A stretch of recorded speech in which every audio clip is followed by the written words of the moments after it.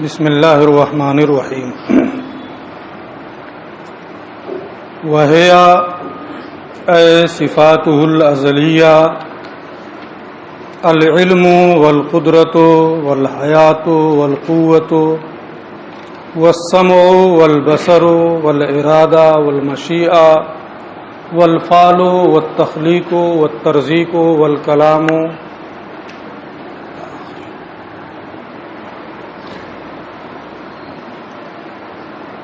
اور وہ یعنی اللہ تبارک و تعالی کی صفات ازلیہ قدیمہ ذاتیہ.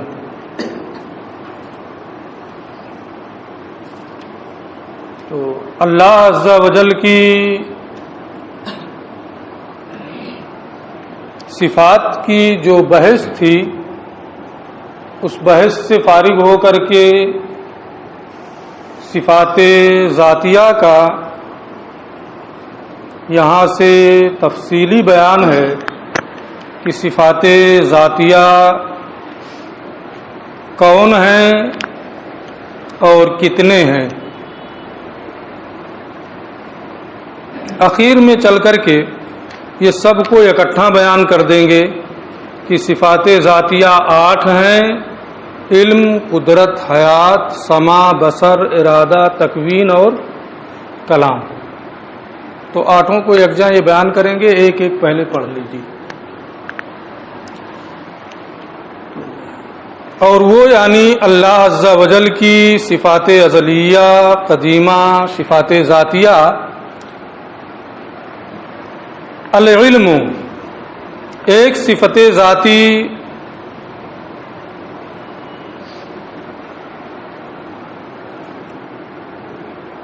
اللہ عز و جل کے لیے علم ہے.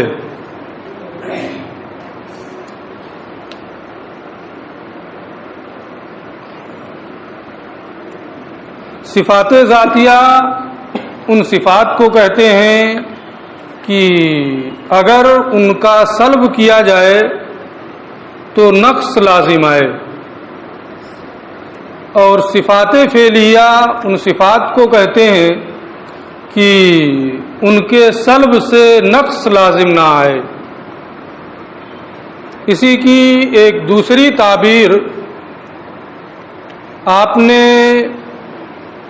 قدوری میں پڑھی ہوگی، بہت اختصار کے ساتھ وہاں بیان آیا تھا، ایمان کے بیان میں شاید، کہ اگر اس صفت اور اس کی ضد سے موصوف کرنا صحیح ہو تو وہ صفت فعل ہے، اور اگر اس کے ساتھ اس کی ضد سے توصیف صحیح نہ ہو تو وہ صفت ذات ہے.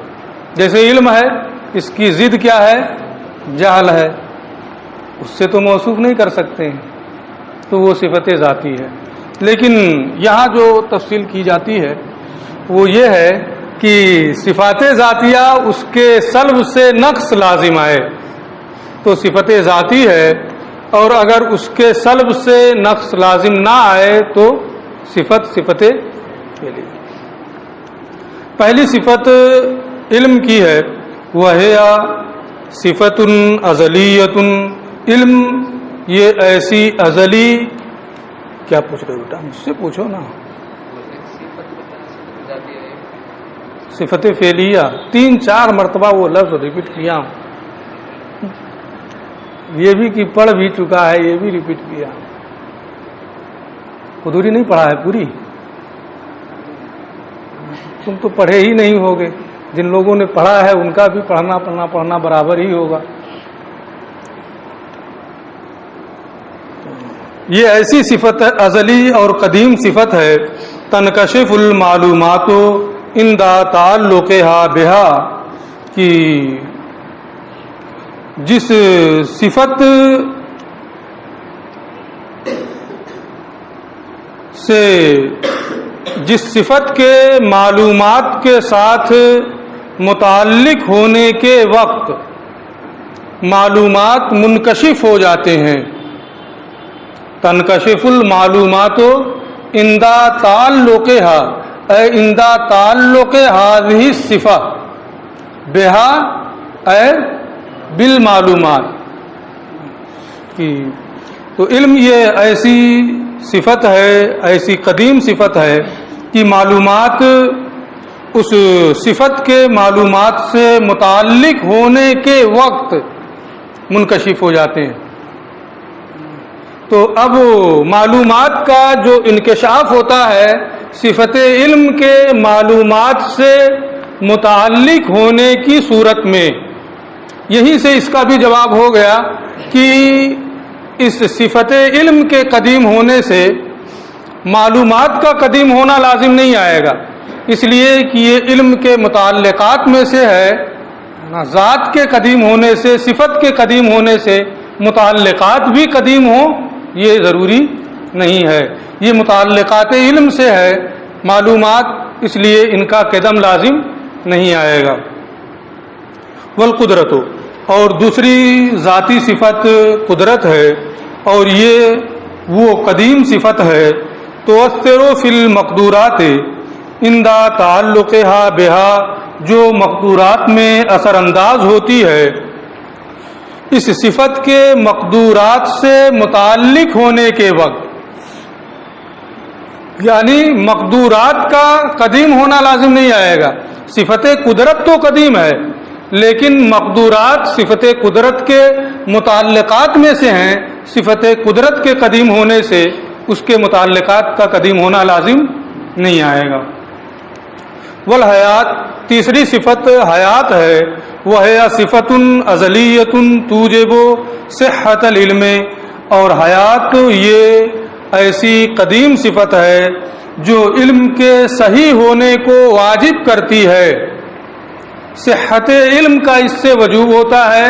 اگر حیات ہی نہ ہو تو علم بھی نہیں ہوگا، اس لیے حیات بھی ایک صفت ہے. والقوت، اور ایک صفت قوت بھی ہے. قوی العزیز کا قرآن شریف میں ذکر پڑھتے رہتے ہیں، ہے نا. یہ قوت کا کی جو صفت ہے یہ قدرت کے ہم معنی ہے. یہاں پر اس کو اس لیے ذکر کر دیا ہے تاکہ یہ معلوم ہو جائے کہ یہ قدرت کا مرادف ہے، اور یہ معلوم ہو جائے کہ یہ ان الفاظ میں سے ہے جن کا اطلاق ذات باری تعالیٰ پر جائز ہے. والقوت، اور قوت ہے وہ ہے بمعنی القدرت، اور یہ قدرت ہی کے معنی میں ہے، یعنی دونوں میں ترادف ہے. ترادف ہے تو ذکر کیوں کیا وجہ میں بتا دیا ہوں. والسمع، اور ایک صفت سمع ہے. وہ ہے صفت تتعلق بالمسموعات. کسی نے پوچھا تھا شاید کسی دن کہ جب مسموعات اللہ تعالیٰ کے لیے صفت سمع ہے تو سمع کا ثبوت اسی وقت ہوگا جب مسموع ہو، ہے نا. بصر کا ثبوت اسی وقت ہوگا جب مبصر ہو، ہے نا. اور یہ تمام چیزیں حادث ہیں، ان کا جواب یہاں آ جائے گا تفصیل کے ساتھ. وہ سمع، اور تمہیں نے پوچھا تھا ہے نہیں، کسی نے وہیں بیٹھا تھا وہ پوچھا تھا. وہ سمع اور سمع یہ ایسی صفت ہے جو مسموعات سے متعلق ہوتی ہے، اور بصر یہ ایسی صفت ہے جو مبصرات سے متعلق ہوتی ہے. اچھا، فتدرک بہما ادراکن تامہ، ان دونوں صفات سے کامل طور پر ادراک ہوتا ہے. صفت سمع سے مسموعات کا، صفت بصر سے مبصرات کا کامل طور پہ ادراک ہوتا ہے. ایسا ادراک نہیں ہوتا ہے جیسا کہ تخیل اور توہم میں ہوتا ہے. اس سے پہلے کسی درس میں نے تخیل اور توہم کی وضاحت کی تھی کہ خزانہ خیال میں جو صورتیں جمع ہوتی ہیں انہی کے ادراک کا نام کیا ہے؟ تخیل ہے. میں بول رہا ہوں، آپ نے میری آواز سنی ہے، اتنے دن تک پڑھا ہے، چلے گئے پڑھ کر کے 10-20 سال کا عرصہ گزر گیا، پھر کبھی آواز سنی، مجھے دیکھ نہیں رہے، صرف آواز سنا، تو ذہن پر زور ڈالنے سے کہ کس کی آواز ہو سکتی ہے یاد آ جاتا ہے. تو وہی جو خزانہ خیال میں صورتیں جمع ہیں انہی کے ادراک کا نام کیا ہوتا ہے؟ تخیل ہوتا ہے. توہم میں یہ ہوتا ہے کہ محسوسات میں غیر محسوس معانی کا ادراک. جیسے میں ہوں، میری ذات کا تو میں محسوس ہوں، لیکن میرے اندر علم ہے یا بزدلی ہے یا بہادری ہے، یہ بھی محسوس چیزیں ہیں، یہ غیر محسوس ہیں. تو محسوسات میں غیر محسوس معانی کا ادراک یہ کیا ہے؟ توہم ہے. تو ان دونوں میں جو ادراک ہوتا ہے تخیل اور توہم میں، یہ ادراک تام نہیں ہوتا ہے. دیکھ کر کے اس کا علم ہو گیا، سن کر کے علم ہو گیا، اس کا درجہ توہم اور تخیل سے بڑا ہوتا ہے. اسی لیے انہوں نے کہا ہے کہ صفت سماع اور صفت بصر کے ذریعے سے کامل طور پر ادراک ہوتا ہے مسموعات اور مبصرات کا. تخیل و توہم کے طریقے پر وہاں پر ادراک نہیں ہوتا ہے. ولا علی طریق تاثر حاست ہی، تمہارے میں حاستن تو نہیں ہے، حاست ہی ہے.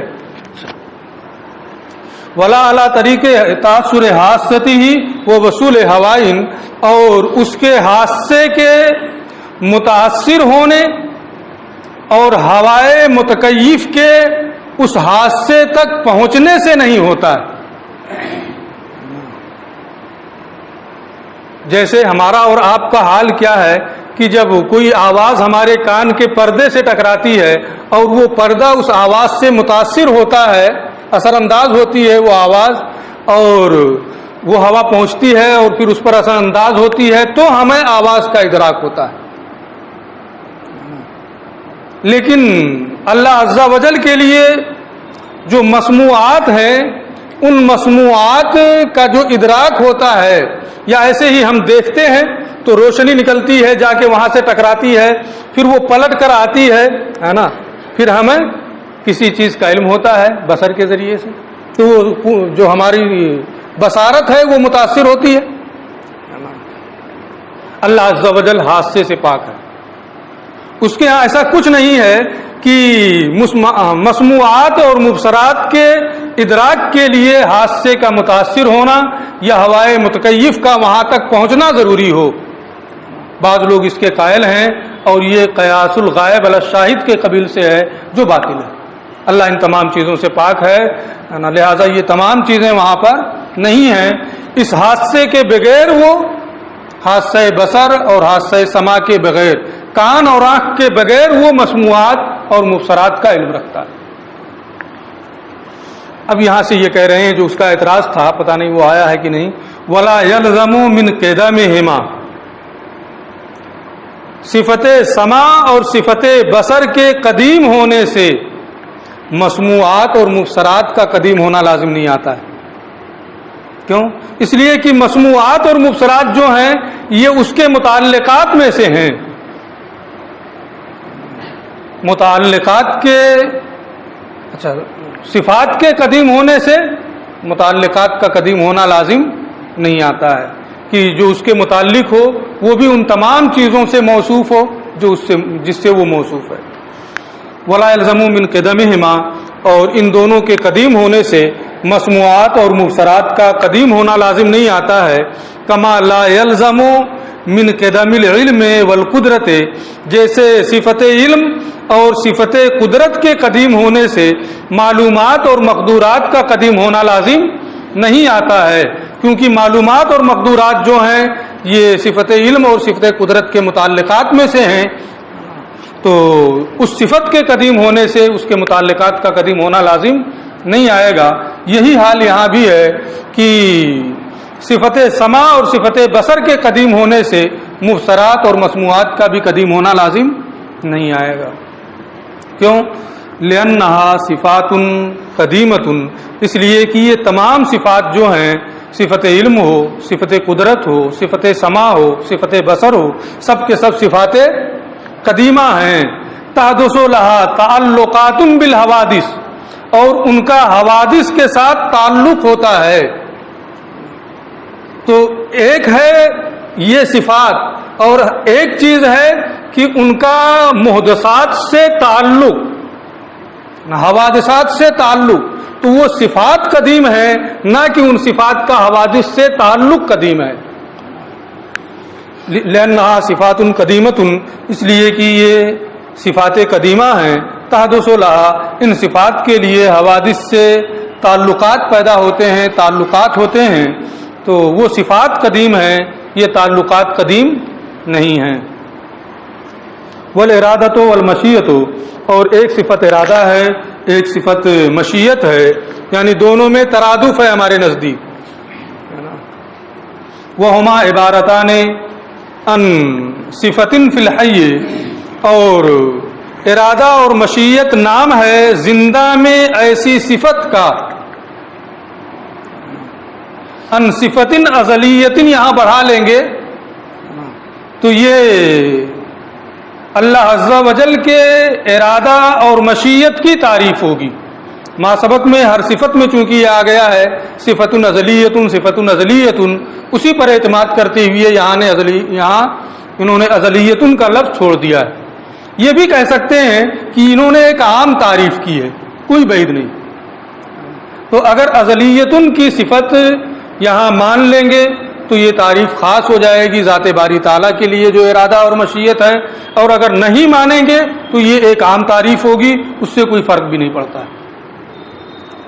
وہ ہما عبارتان، اور ارادہ اور مشیت نام ہے زندہ میں ایسی ازلی اور قدیم صفت کا، توجب تخصیص احد المقدورین فی احد الاوقات بالوقوع، جو مقدورین میں سے کسی ایک کے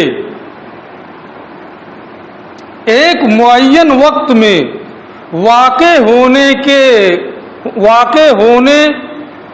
کی ترجیح کو واجب کر دے۔ ترجمہ بڑا غور سے دیکھیے گا، ہے نا۔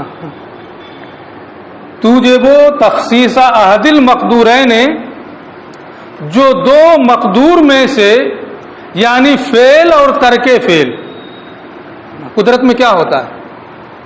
فعل کی بھی قدرت ہے اور ترک کی بھی قدرت ہے، چاہے تو کرے چاہے تو نہ کرے، کسی وقت میں بھی کرے تبھی تو قدرت کا معنی ہوگا۔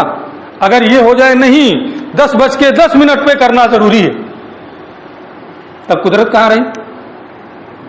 کرنا ہی ضروری ہے، چھوڑ نہیں سکتا ہے، تو قدرت کہاں رہی؟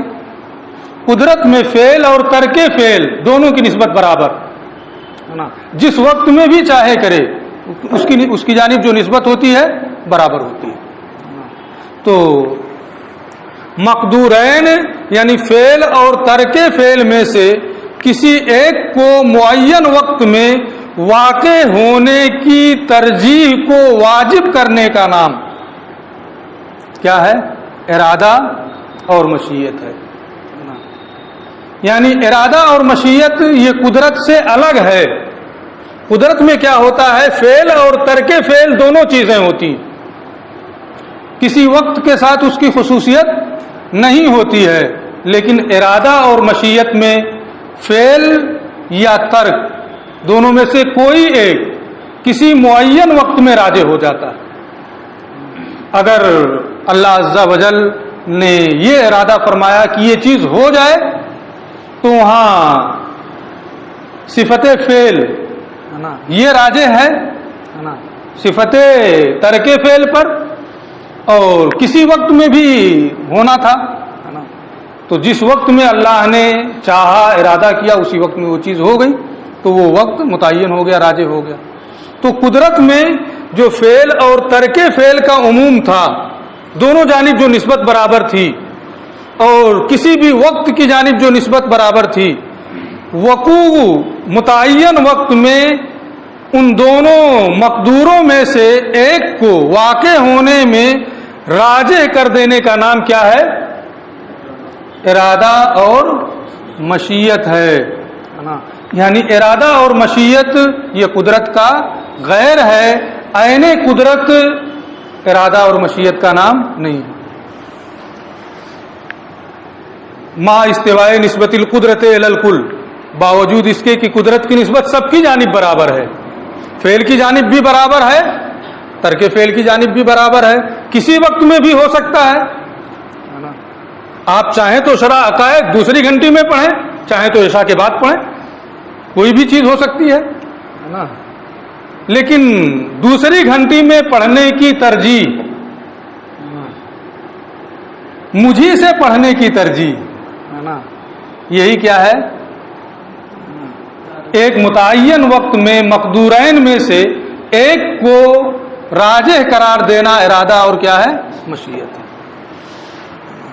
ما استواء نسبت القدرت الی الکل، باوجود کہ سب کی جانب قدرت کی نسبت، دونوں قدرتوں کی جانب ترک فعل اور فعل سب کی جانب قدرت کی نسبت برابر ہے، اور ارادہ اور مشیت علم اور علم ان میں ترادف نہیں ہے، ارادہ علم اور مشیت ان میں ترادف نہیں ہے۔ بعض لوگوں نے کہا کہ ارادہ ہی علم ہے، علم ہی ارادہ ہے، یہ کہتے نہیں۔ وَكَوْنُ تعلق العلم تابعا للوقوع، اور تعلق علم یہ وقوع کے تابع ہونے کے باوجود، تعلق علم کے وقوع کے تابع ہونے کے باوجود، کچھ سمجھ میں آیا؟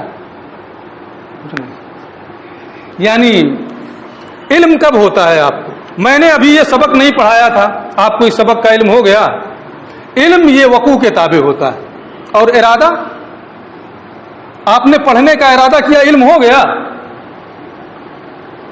آپ نے پڑھنے کا ارادہ کیا یہ درس اور علم ہو گیا، نہیں ہوا۔ تو علم جو ہے یہ وقوع کے تابع ہوتا ہے، جب چیز ہو جاتی ہے تو پھر اس کا علم ہوتا ہے، ارادے میں ایسا نہیں ہے۔ لہذا یہ کہنا کہ ارادہ اور علم دونوں ایک چیزیں ہیں، ایسا نہیں ہے، کیونکہ علم یہ وقوع کے تابع ہوتا ہے، جب چیز ہو جاتی ہے تو ہمیں اس کا علم ہوتا ہے، ارادہ اس کے برعکس ہے، لہذا دونوں چیزیں ایک نہیں ہو سکتی ہیں۔ اب سمجھ میں آیا؟ وفیما ذکرہ، وفیما ذکرہ، اور یہ جو بیان کیا گیا ہے، تنبیہ علی الرد علی من زعم، یہ ان لوگوں کے خیال پر رد، ان لوگوں کے وفیما ذکرہ تنبیہ علی الرد علی من زعم ان المشیۃ قدیمۃ والارادۃ حادثۃ قائمۃ بذات اللہ تعالی، اور یہ جو بیان کیا گیا ہے اس میں ان لوگوں کے رد پر تنبیہ ہے جنہوں نے یہ گمان کیا ہے کہ مشیت تو قدیم ہے لیکن ارادہ حادث ہے۔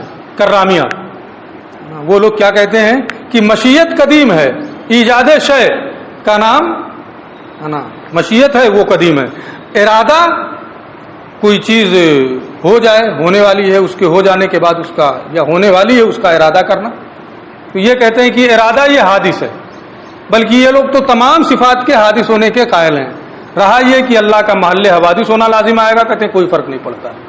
تو ان لوگوں کے رد کی جانب بھی اشارہ کرنا ہے کہ جس طریقے سے مشیت قدیم ہے اسی طریقے سے ارادہ بھی قدیم ہے، ایسا نہیں ہے کہ مشیت تو قدیم ہو اور ارادہ حادث ہو۔ ان لوگوں کے رد پر تنبیہ کرنا ہے جنہوں نے یہ گمان کیا ہے کہ مشیت تو قدیم ہے لیکن ارادہ حادث ہے اور یہ ذات باری تعالیٰ کے ساتھ قائم ہے۔ اس پر یہ اعتراض کہ اللہ عز و جل کی ذات کا محل حوادث ہونا لازم آئے گا، ان کے اصول کے مطابق اس سے کوئی فرق نہیں پڑتا ہے۔ وہ اعلیٰ منظامہ، ان لوگوں کے خیال پر بھی رد کرنا ہے جنہوں نے کہا ہے ان معنی ارادت اللہ تعالی فعلہ، اللہ کا اپنے فعل کا ارادہ کرنا، ایک ہے اپنے فعل کا ارادہ کرنا، کن کہہ کر کے سارے دنیا کو وجود بخش دینا، اللہ کا اپنے فعل کا ارادہ کرنا، اس کا معنی یہ ہے کہ وہ مجبور نہیں ہے، کسی کے دباؤ میں نہیں ہے، وہ بھولنے والا نہیں ہے۔ تو اللہ اپنے فعل کا ارادہ کرنے والا ہے، اس کا معنی یہ ہے کہ وہ کسی کے تحت نہیں ہے، اس پر کسی کا جبر نہیں ہے، اس پر کسی کا دباؤ نہیں ہے۔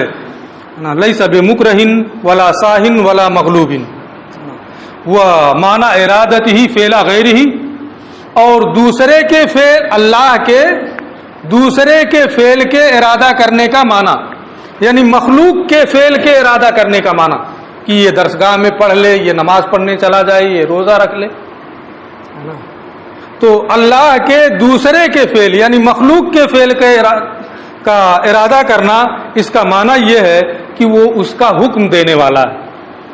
یعنی ارادہ اگر یہ دوسرے مخلوق کے فعل کی جانب منسوب ہو، اللہ کا ارادہ مخلوق کے فعل کا ہو تو اس کا معنی کیا ہوتا ہے؟ اللہ کا ارادہ. مشیت معنی نہیں ہے بلکہ اس کا معنی ہے امر. اللہ حکم دینے والا ہے. یعنی اللہ کے دوسرے کے فعل کے ارادہ کرنے کا معنی کیا ہے؟ حکم دینا. اس ارادہ اور امر میں ترادف ہے. یہ بعض لوگوں کا خیال ہے. علامہ کہتے نہیں، ایسا نہیں. مجازی معنی میں یہ ارادہ نہیں ہے کہ وہاں مجازن ارادہ سے آپ امر کا معنی مراد لے لیں. کیوں؟ یہ اس کی وجہ بتائیں گے. کیف، یہ ارادہ امر کے معنی میں کیسے ہوگا؟ وقد امیرا، اعراب لگا ہوا ہے اس لیے میں وہی پڑھ رہا ہوں، ورنہ اگر مجھے پڑھنا ہوتا تو میں امرا پڑھتا ہے نا. تو وقد امیرا کل مکلف بالایمان ہے، اس لیے وہی راجح ہے. بہت اچھا ہے امرا پڑھنا، لیکن کیا بتائیں اس میں اعراب لگا ہوا. آپ لوگ کہیں گے جو لگا ہے اس کو سمجھایا نہیں. وقد امیرا کل مکلف بالایمان ہے وہ سائر الواجبات ہے. حالانکہ ہر مکلف کو ایمان کا حکم دیا گیا ہے اور تمام واجبات کا حکم دیا گیا ہے. ہر ایک کو تمام واجبات کا حکم دیا گیا ہے. جتنے بھی واجبات ہیں انہیں کرے. ایمان کا سب کو حکم دیا گیا ہے. تو اگر ارادہ یہ امر کے معنی میں ہو تو جو حکم دیا گیا نماز پڑھنے کا، روزہ رکھنے کا، ایمان لانے کا، اللہ اگر ارادہ کرے تو وہ چیز ہو جاتی ہے یا نہیں ہوتی؟ اگر نہ ہو تو اس کا عاجز ہونا لازم آئے گا. اگر امر ارادے کے معنی میں ہے تو ایسی صورت میں ہونا یہ چاہیے کہ اللہ نے جب حکم دیا ایمان لانے کا تو یہ ارادے کے معنی میں ہے، مشیت کے معنی میں ہے، تو اس کو ہو جانا چاہیے. پوری دنیا کے لوگوں میں سب کو مسلمان ہونا چاہیے، اللہ پر سب کا ایمان ہونا چاہیے. نہیں ہو رہا ہے ایسا. مشاہدہ ہے کہ ہو گیا ہے، ایسا نہیں ہوا ہے. اس کا صاف مطلب یہ ہے کہ یہ ارادہ اور امر ایک چیز نہیں ہے. ورنہ اگر ایسا ہوتا تو ایسی صورت میں اللہ نے ایمان کا حکم دیا ہے، تمام واجبات کا حکم دیا ہے، تو سب لوگوں کو فجر کی نماز میں جانا چاہیے. پتہ نہیں کتنے لوگ اس میں نہیں گئے ہوں گے، ہے کہ نہیں؟ اگر اللہ نے چاہا، اس کے چاہنے کے باوجود اگر نہیں ہو رہا ہے تو اس کا عاجز ہونا لازم آئے گا. اس کا صاف مطلب یہ ہے کہ امر اور ارادہ الگ الگ چیز ہے. والفعل والتخلیق، فعل ہے، تخلیق ہے. عبارتان عن صفت ازلیت تسمى بالتکوین، یہ دونوں نام ہیں ایسی ازلی صفت کا جسے تکوین کا نام دیا جاتا ہے. وسیجیء تحقیقہ، اور اس کی تحقیق ان قریب آئے گی. تکوین کہتے ہیں شے معدوم کا عدم سے وجود کی طرف نکالنا. شے معدوم کو عدم سے وجود کی طرف نکالنا یہ تکوین ہے نا. اب بعض میں فعل ہوتا ہے نا کہ جو فعل نہیں ہوا تھا وہ وجود میں آ جائے. بعض میں تخلیق ہے کہ مخلوق کا وجود نہیں تھا، مخلوق کا وجود ہو جائے. بعد میں ترزیق ہے کہ پہلے مرزوق نہیں تھا پھر بعد میں مرزوق ہو جائے. بعد میں تصویر ہے، بعض میں اماتت ہے، بعض میں احیا ہے. تمام چیزیں ہیں، خفض ہے، رفع ہے، نقض ہے، تمام صورتیں. تو تکوین ایک صفت ہے. اس صفت کی کئی شاخیں ہیں. اسی میں فعل بھی ہے، تخلیق بھی ہے، ترزیق بھی ہے، تصویر بھی ہے، احیا بھی ہے، اماتت بھی ہے، وغیرہ ذالک.